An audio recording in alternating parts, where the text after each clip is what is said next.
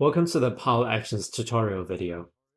The Pile Actions module calculates the structural actions in a laterally loaded pile using the PY approach. In this tutorial, I will go through how to create a Pile Actions module and how to create the ground profiles used in analysis. In this design stage, I have defined 3 ground layers in my layer library and selected a few investigations. I've also delineated the investigations using the delineation module and created a cross-section. You don't necessarily need all of these modules to use the Pile Actions module, depending on the settings. We'll explain the details in a bit. Please refer to our other tutorial videos if you want to know more about these modules. To create a Pile Actions module, first create a design scenario. The Pile Actions module can then be added to the design scenario.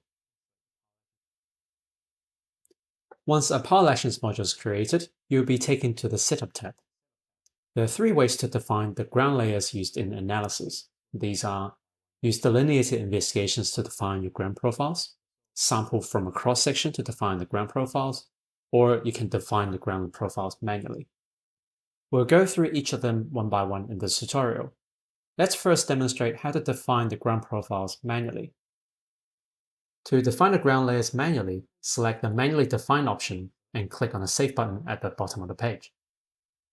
Once the module is saved, we can see that the Ground Profiles tab is enabled.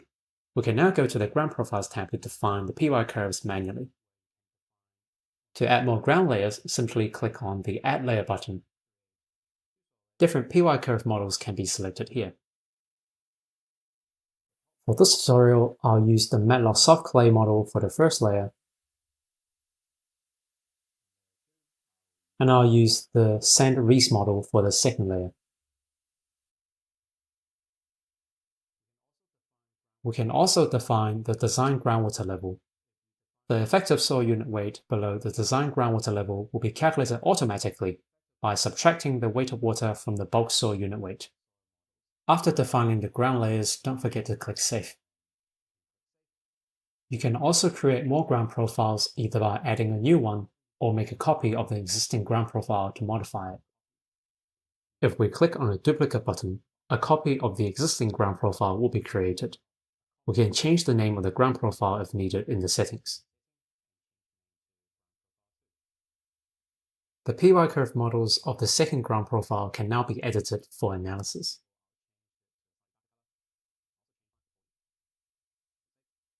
Let's save the module and move on to defining ground layers using delineation. To define ground profiles using delineation, we need to go back to the Setup tab and select From Delineation module. Once this option is selected, a new card appears which allows us to select the investigations we want to use to define our ground profiles. We can either use the checkboxes to select the investigations, or we can select them using the map. Once the investigations are selected, we can click Save to add them to the Pile Actions module. This allows us to define the ground layers using the information directly from the delineation module without the manual work, and it's particularly useful when the pile is directly on top of an investigation, such as a proof drilling borehole for a pile. The ground layers defined in Layer Library are now imported to the Pile Actions module. We need to choose a PY curve model for each of the units. Once that's done, scroll to the bottom of the page and click Save. The ground profiles are now automatically defined using delineation. Note that the bottom depth of the ground profiles can still be edited manually if needed. If your piles extend beyond the bottom of the investigation, you can extend the ground profiles so that they're not limited by the investigation depth. The design groundwater level can be defined for each ground profile. When you're happy with the ground profiles, click Save before moving to the next steps. Finally, let's go over how to define ground profiles using points on a cross-section. If you already have a cross-section generator module, you can select the cross-section module option, and the Select Cross-Section Points card will appear. We can now click on Select Points, and it will take us to a new page where we can select points on a cross-section to define our ground profiles. If you have multiple cross-sections defined in the Cross-Section Generator module, you can use this drop-down to switch between different cross-sections. We can now add points to the cross-section, which automatically detects the depth along the line and generates a ground profile for us. We can move the line to any location, and multiple points can be added to the cross-section. After defining all the points needed, click Save and the ground profiles are generated automatically. Similar to defining ground profiles using delineation, we also need to assign a PY curve model for each layer. Once the ground profiles and the PY curve models are defined, click Save. The ground profiles generated from a cross-section are now ready for analysis.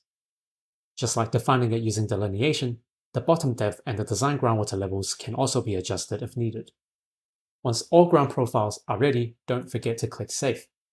This wraps up our first tutorial on pile actions. Check out our second pile actions tutorial to learn more about how to define pile types and loadings.